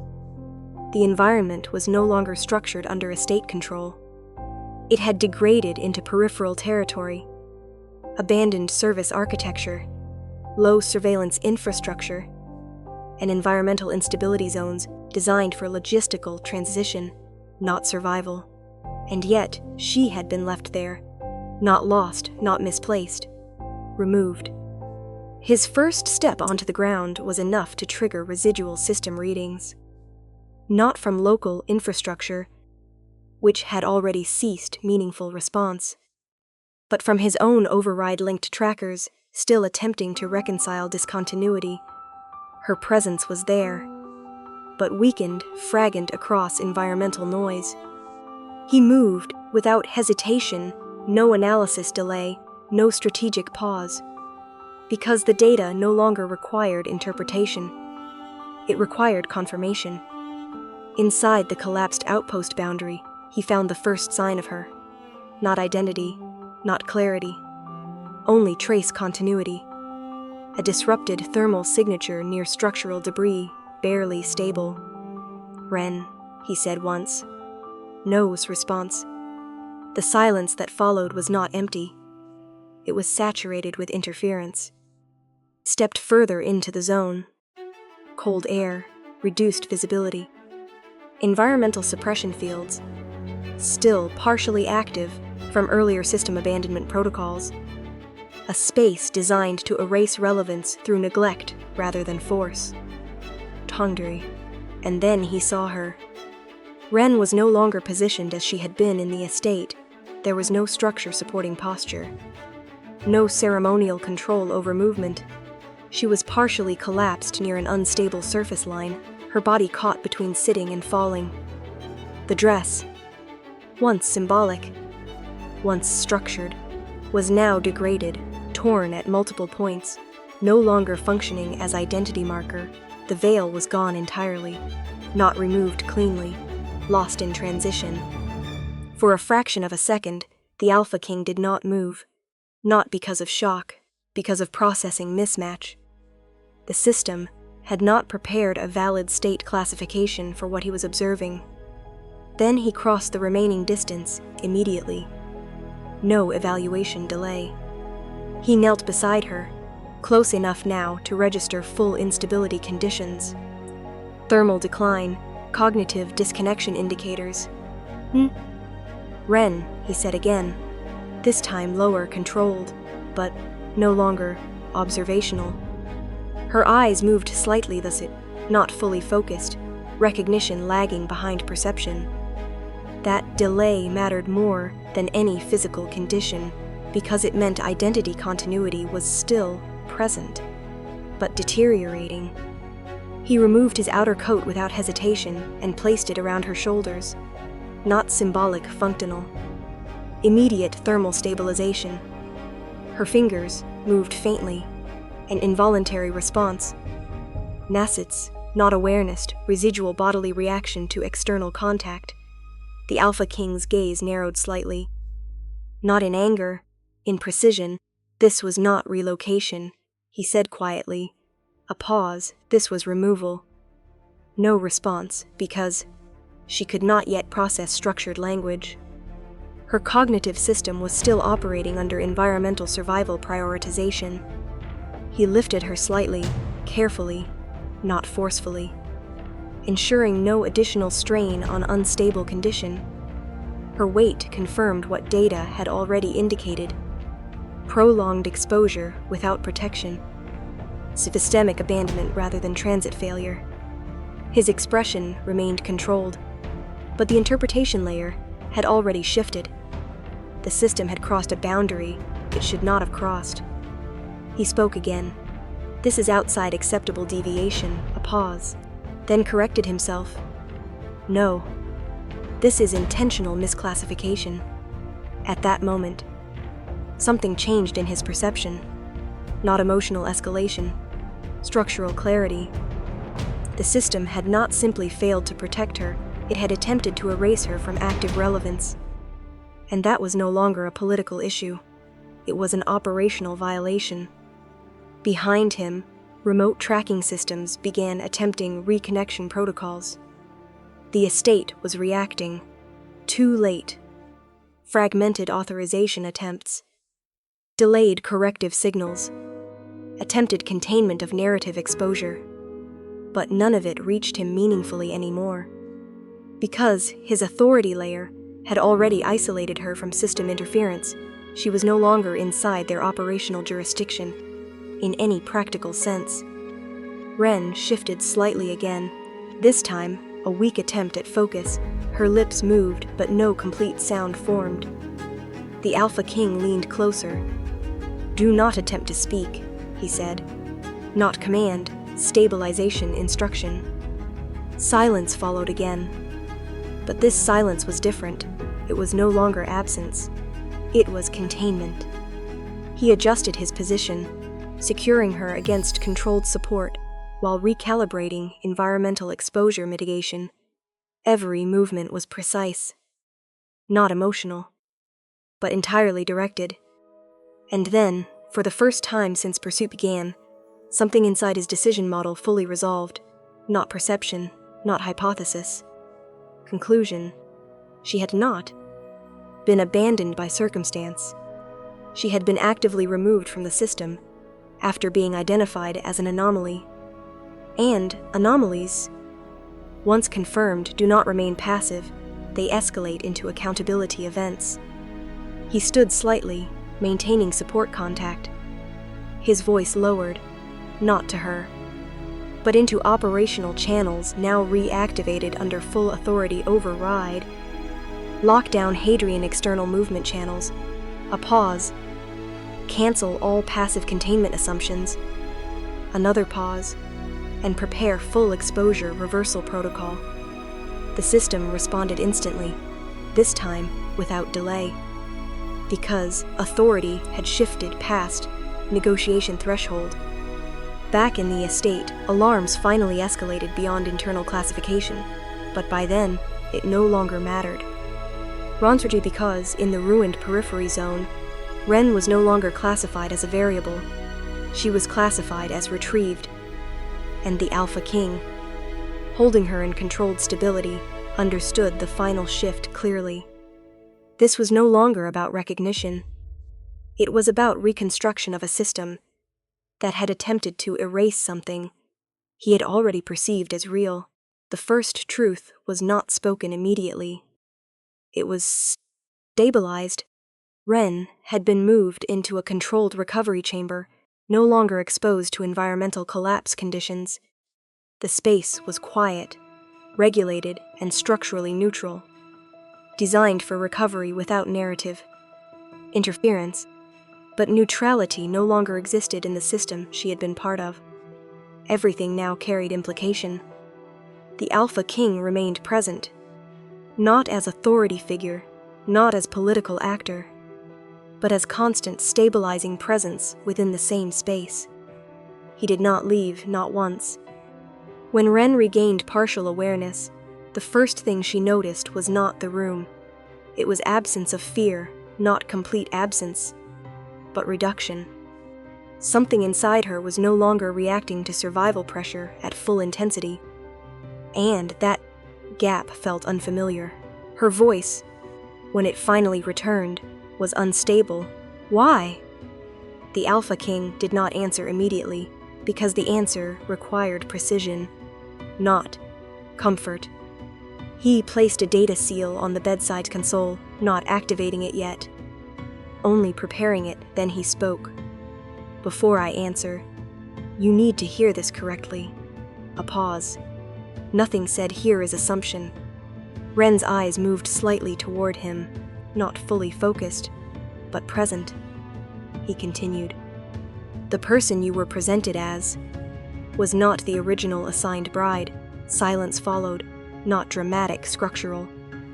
The identity known as Cassia Hadrian was the intended political participant. A pause. You were placed in her position as substitution. The words did not land emotionally. First, they landed cognitively, then fractured. Ren's fingers tightened slightly against the fabric beneath her, not in resistance, in recalibration. That means, she said slowly. I was not meant to be here, the Alpha King corrected immediately. No, a pause. You were not meant to be used this way. Then, that distinction mattered, because it separated existence from exploitation. He activated the sealed data layer. A projection appeared. Not large, not theatrical, only necessary confirmation logs. Substitution order, identity reassignment entry, relocation directive chain, removal protocol, classification. Ren stared at it for several seconds, then looked away slightly. Not denial, overload. So, my name, she began. Her voice broke slightly on the concept of ownership. Is not what I was told. The Alpha King responded carefully. Your legal designation in their system was overwritten. A pause, but your identity was never erased. Only reassigned. Silence. Not empty processing. Ren closed her eyes briefly. When she spoke again, her voice was quieter. I don't know what is real anymore. The Alpha King did not rush to fill the silence, because this moment required absence of control. Not instruction, not correction. Then he said, what they assigned you is not who you are. A pause. And what they tried to erase does not need their permission to exist. Ren opened her eyes again, this time more focused. Still fragile, but present. You saw that, she said slowly. It was not a question. Yes, simple, direct. Another pause. Then Ren asked, why did you come for me? This time, the Alpha King did not default to structural language, because structural language was insufficient. Donker, he looked at her directly, not through classifications, not through system lens, just perception. Because I recognized inconsistency, he said, a pause. And because I do not accept unresolved perception states. Ren almost exhaled something like a laugh, but it did not fully form. Instead, something quieter replaced it. Understanding. That sounds like logic, she said. It is, he replied, then added, but logic does not prevent consequence. Silence returned, but it was no longer unstable, it was shared. After a long moment, Ren spoke again. If I am not what they said I am. A pause. What am I supposed to be now? The question was not about identity classification. It was about continuity. The Alpha King answered slowly. You are not required to be anything assigned to you. A pause. Not anymore. Ren's gaze lowered slightly. Not submission. Refesh. You keep saying assigned, she said quietly. Like everything I was. Wasn't me. The Alpha King corrected gently. It was you. A pause. But under constraint. That distinction reshaped the entire frame. Not erasure of past, but reinterpretation of it. Ren took a slow breath. then asked the final structural question. What happens now? The Alpha King did not answer immediately, because now was no longer system-defined, it was decision-defined. He placed the data seal aside, then spoke. The contract is invalid. A pause, not legally disputed. Structurally broken. Silence followed. That means, Ren said slowly, I'm no longer part of anything that bound me there. Yes. Another silence. Longer, more stable. Unstger Ren looked at him for the first time without uncertainty in gaze interpretation, not fully healed, not fully safe, but no longer collapsing under ambiguity alone. If there is no contract, she said carefully, then what connects this to anything? The Alpha King answered without hesitation. Choice. That word shifted everything, not romantically, structurally. Ren stared at him for several seconds, then spoke. I don't know how to choose anymore. A pause. Then the Alpha King replied. Then you start by deciding what you refuse to be defined by. Silence again. But this silence was different. It was not emptiness, it was formation. Ren's voice came softer now. I refuse to be replaced again. The Alpha King nodded once. That is enough to begin. And in that moment, something irreversible settled between them. Not contract, not obligation, not system enforcement, a different structure entirely. One not written by institutions, but formed through mutual recognition of autonomy. Ren's final words in this sequence were quiet. Then I choose to remain as myself. The Alpha King did not correct her, did not refine it, did not reinterpret it. Instead, he simply said, accepted. And for the first time in the entire system cycle, identity was no longer assigned. It was confirmed by choice.